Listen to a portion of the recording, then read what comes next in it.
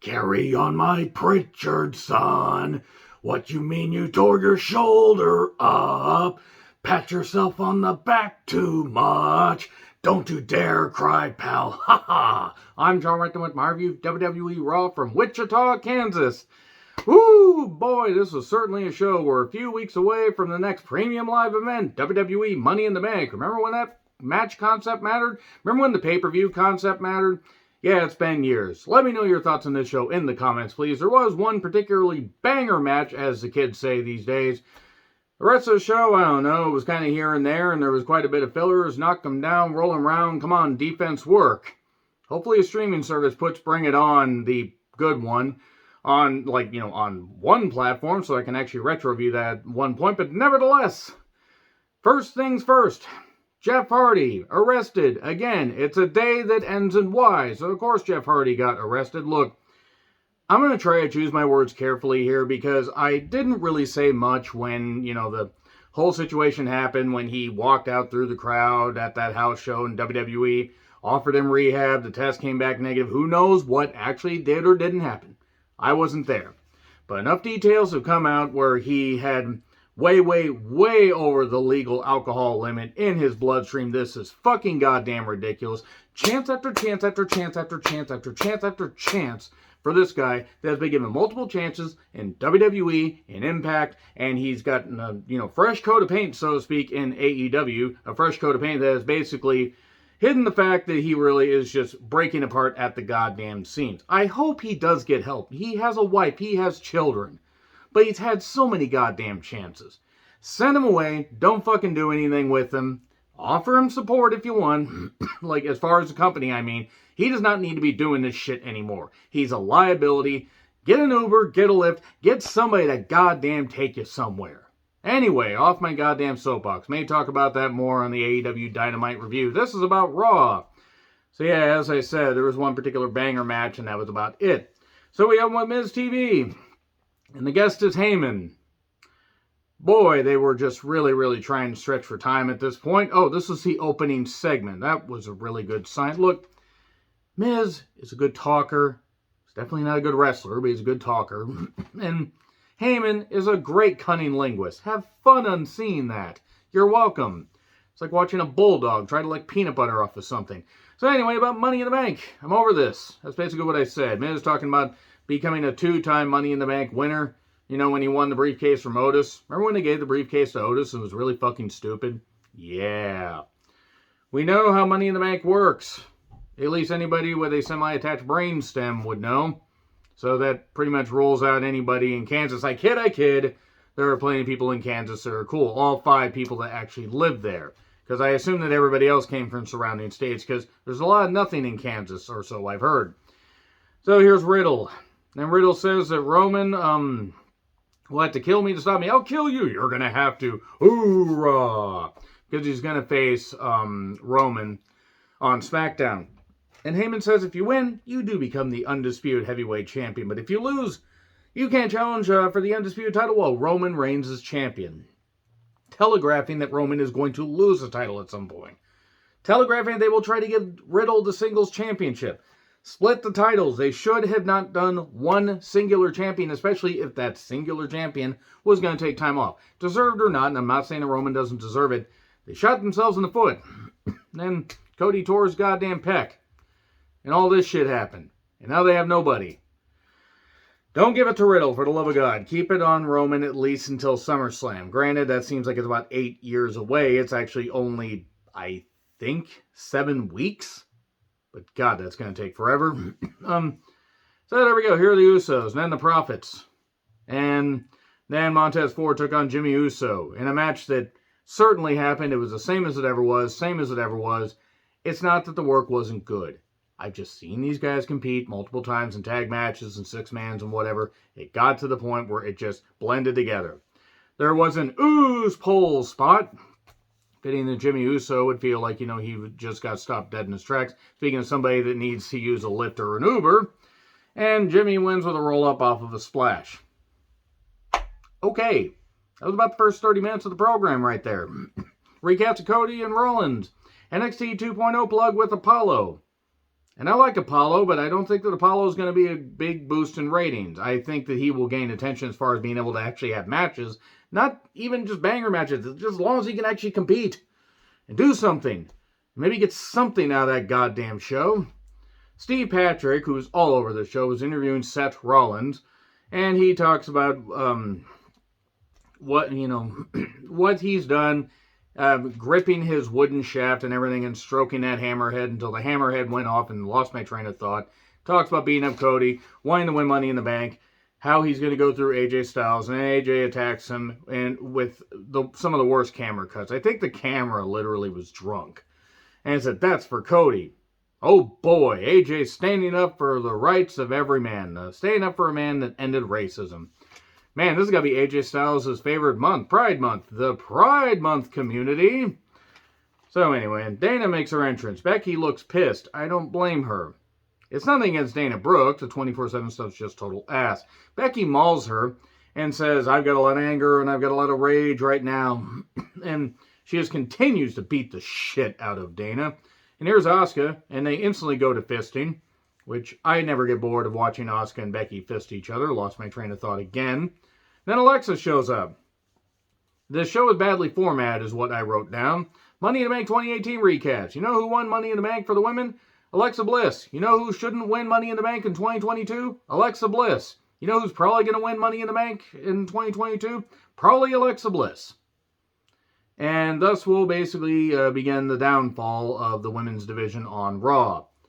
And also Charlotte will be back pretty goddamn soon because Andrade, El Oli Oli O, is back on AEW. Liv and Alexa took on Nikki and Piper Niven. Pippered eggs. Nobody that is a... You're not an MST3K fan, nobody understands that. Money in the Bank qualifier. Winning team qualifies. Liv showed up. Alexa did not break in half trying to do a move. Seriously, I'm a little bit worried about Alexa. Piper did, the power stuff. Nikki is in all black and gold for whatever reason. Apparently, she's hearkening back to NXT, the black and gold brand. I felt like harking quite a bit watching this show. Liv certainly shined, and Alexa pinned Nikki. So there we go. Liv and Alexa qualify. Alexa's probably going to win the Money in the Bank, and I'm going to hate it. Recaps of Edge's beatdown. It still makes no sense 7 days later. Not that I'm against the idea of Edge being outed from the group that he created. The group had not been going around all that long. You can check out my review from last week to get my full thoughts. But they won at Hell in a Cell and then kicked him out of the group. But apparently, reportedly, is because they might start adding supernatural elements to the House of Black Edge or House of Edgy Black, and Edge didn't want to do that stuff. Or Edge needed to be the top babyface after turning heel. Yeah, you need to be a top babyface. We're going to trust you, Edge. And I like Edge, don't get me wrong. I'm glad he was able to come back and have this career resurgence. I just don't think him challenging for the championship's a good idea. And Corey was talking about Kevin Owens, talking about facing Ezekiel, and Corey says that he hates liars. Corey, the man that, I'm sure his ex-wife would actually, understand that, hating liars and everything, because, oh yeah, the one that he cheated on and everything, and you can save it, because, trust me, I know how those fucking situations work. The Renegade Ezekiel took on Kevin Owens. You're not a renegade, you're just plain old Zeke. Anybody who gets that, you're a long time and very obscure WCW fan. So, Jumpstart, Owens almost gets it done early. We get a stepped spot. I don't know why.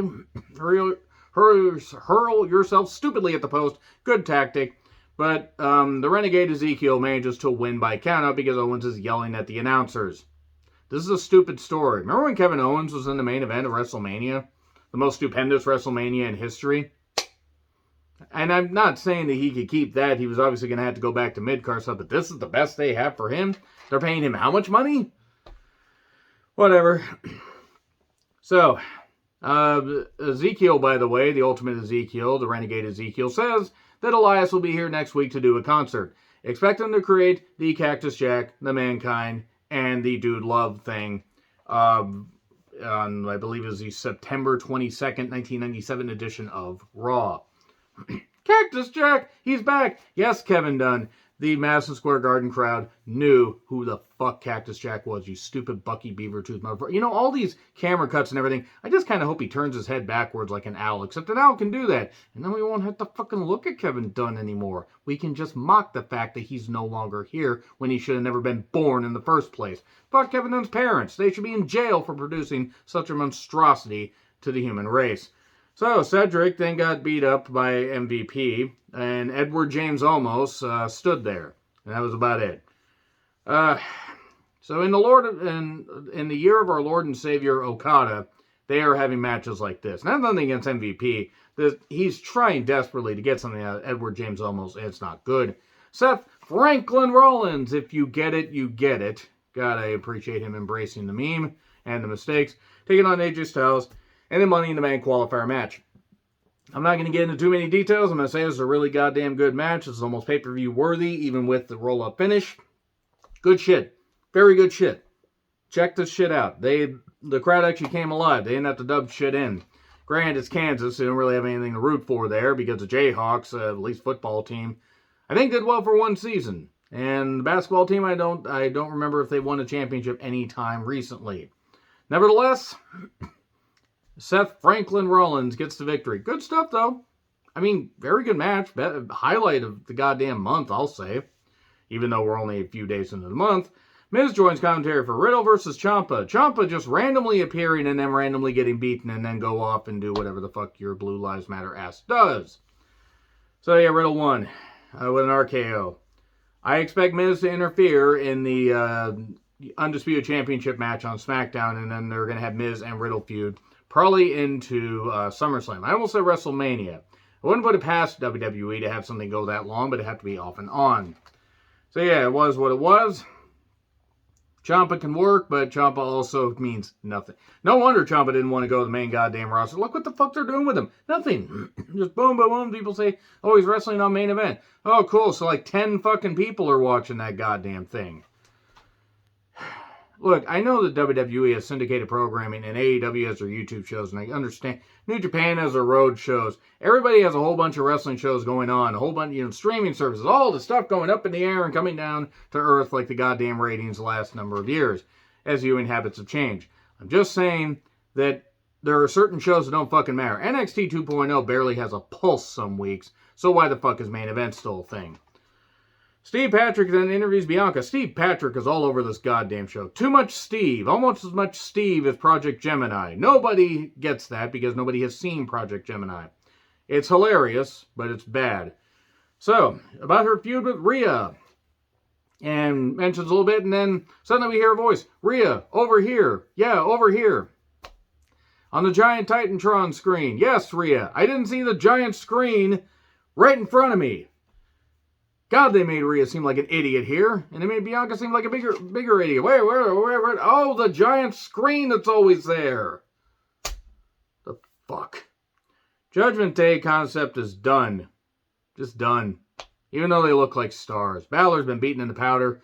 Rhea looks hot as hell. Damian Priest. I mean, it figures there'd be a three-way there. But moving on from that. Rhea says she will eradicate Bianca. In this current climate, maybe not the best phrasing.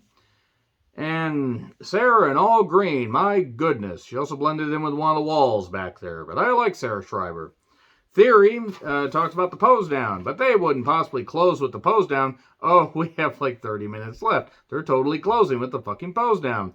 20 years of Cena, 1,000 years of... No. Ali and Gable beat him. After Otis interfered and Ali kicked him. Remember when people said that Ali would get a push coming back from this? Yeah, that was optimistic. Remember when people said that Gable would get a push coming out of this? With this new Alpha Academy thing. Yeah, good times. Both these guys would do better elsewhere. They are just stuck right where they are. That's it. They're not going to be able to do anything more. If they're happy with the money, good for them. And then Veer Mahananan. Mahanana. Okay, enough. Took on Ray with Dominic. I do want to say about Veer, though, when some lady, I didn't catch the lady's name, but it was a lady on Twitter. Kid's a wrestling fan, 6 years old. Nobody from his class came to his birthday party. Kids are kind of dicks. as evident by the shirt back here. But Veer even said, hey, I'll win one for you tonight, but careful you watch me because I'm kind of a scary guy. Good guy, Veer. And then Veer came all over somebody that's the size of a child, while Dominic got beat up a little bit later. Dominic got beat up during the match, so this show instantly went up a few bars right there. Yes, I know. My disdain for Dominic continues to rise. I don't know why. And then the clutch taps Ray. The pose down. Lashley wins. This reminded me of the 1989 Super Pose Down with Rick Rude and the Ultimate Warrior. By the way, fuck the Ultimate Warrior. I'm glad he's dead. And Dana Warrior should have joined him. Moving on from that, Lashley then, by the way, got hit with baby oil because Theory is a squirter. Have fun on seeing that, and there you go. That is how they ended a wrestling show in 2022. I know that the finals were happening. I know they pretty much gave up. But good God, if you ain't even going to fucking try, the Reigns deserve to go in the goddamn toilet. And it's not even the fault of Lashley. Plenty of fault against Theory, because he's fucking bland as white bread. But nevertheless, let me know your thoughts in the comments. Like, share, subscribe, Twitter handle in the description. I'm John Ritlin. I'll see you soon.